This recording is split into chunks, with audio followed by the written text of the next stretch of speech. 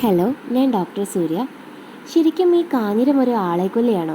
2 ദിവസമായി നമ്മളെല്ലാവരും ചിന്തിക്കുന്ന ഒരു കാര്യമായിരിക്കും ഇത്.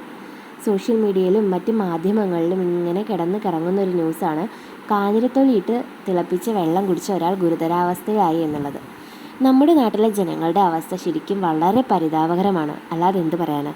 ഈ ഡിജിറ്റൽ യുഗത്തിൽ ഇന്ന് പലർക്കും ചുറ്റുമുള്ളതിനെക്കുറിച്ച് യാതൊരു അറിവുമില്ല. കാഞ്ഞിരം വിഷമാണെന്നുള്ള സാമാന്യ ബോധം പോലും നമുക്ക് നഷ്ടമായി. സ്ട്രിച്നെക്സ് നക്സോമിക്ക എന്ന ശാസ്ത്രനാമത്തിൽ അറിയപ്പെടുന്ന നമ്മുടെ നാട്ടിൽ സുലഭമായി കാണുന്ന ഒരു വൃക്ഷമാണ് കാഞ്ഞിരം. കാഞ്ഞിരം ഒരു വിഷവൃക്ഷമാണ്. ആയുർവേദത്തിൽ ഇതിനെ വിഷമുഷ്ടി എന്നാണ് വിളിക്കുന്നത്. കുബിലു എന്നും പേരുണ്ട്. ഇതിലടങ്ങിയിരിക്കുന്ന സ്ട്രിച്നിൻ, ബ്രൂസിൻ തുടങ്ങി ചില കാഞ്ഞിരത്തിൻ്റെ കായാണ് ഏറ്റവും വിഷാംശമുള്ള ഭാഗം. കാഞ്ഞിരക്കായിൽ സ്ട്രിച്നിനും ബ്രൂസിനും കൂടാതെ ഗ്ലൂക്കോസൈഡ്സും ലോഗനിനും തുടങ്ങിയ പല ആക്റ്റീവ് പ്രിൻസിപ്പിൾസും ഉണ്ട്. എന്നാൽ കാഞ്ഞിരത്തിൻ്റെ ഇല, തൊലി, വേര് തുടങ്ങിയ ഭാഗങ്ങളിൽ സ്ട്രിച്നിൻ കാണുന്നില്ല, പകരം ബ്രൂസിൻ മാത്രമാണുള്ളത്.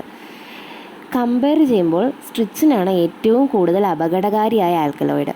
ഇത് ബ്രൂസിനേക്കാൾ 20 മടങ്ങോളം വിഷാംശമുള്ളതാണ്. ഇന്ന് നമ്മൾ കേട്ട ന്യൂസിൽ ഈ അപകടാവസ്ഥയിലുള്ള വ്യക്തി കാഞ്ഞിരത്തിൻ്റെ തൊലിയിട്ട് തിളപ്പിച്ച വെള്ളമാണ് കുടിച്ചിട്ടുള്ളത്. അപ്പോൾ അദ്ദേഹത്തിന് മിക്കവാറും ഉണ്ടായ പോയ്സണിങ് ബ്രൂസിൻ പോയ്സണിങ് ആവാനാണ് സാധ്യത. സ്ട്രിച്നിൻ ഒരു ന്യൂറോടോക്സിനാണ്. ഇത് മസിൽ റിഫ്ലക്സുകൾ കൂട്ടാൻ വഴിയൊരുക്കുന്നു. സ്ട്രിച്നിൻ പോയ്സണിങ്ങിൻ്റെ മറ്റ് സിംറ്റംസ് പ്രധാനമായും കൺവൽഷൻസ് ആണ്.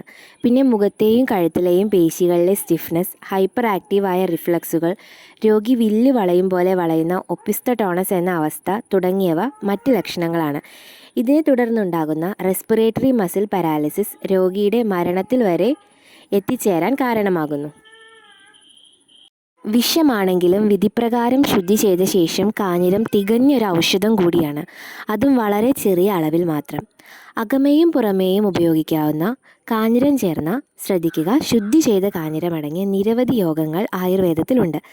കാരസ്കര ഘൃതം, അഗ്നിതുണ്ടിവടി, കാരസ്കര തൈലം, വിഷചിന്തുക തൈലം തുടങ്ങിയവ ചില ഉദാഹരണങ്ങളാണ്.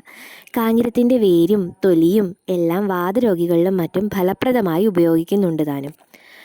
എന്നാൽ ഇതൊന്നും അറിയാതെ ആരെങ്കിലും എന്തെങ്കിലും പറഞ്ഞാൽ ഉടനെ അത് ഉപയോഗിച്ച് അപകടത്തിൽപ്പെടുന്നത് ഇന്ന് മലയാളികളുടെ സ്ഥിരം കാഴ്ചയാണ്. അതിനാൽ ഇങ്ങനെ എന്തെങ്കിലും ഉപയോഗിക്കുന്നതിന് മുമ്പ് വിദഗ്ധ വൈദ്യോപദേശം നേടിയ ശേഷം മാത്രം ചെയ്യുക.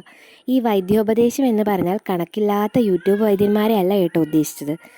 ആരോഗ്യമാണ് സമ്പത്ത്, അത് നശിപ്പിക്കാതെ ഇരിക്കുക.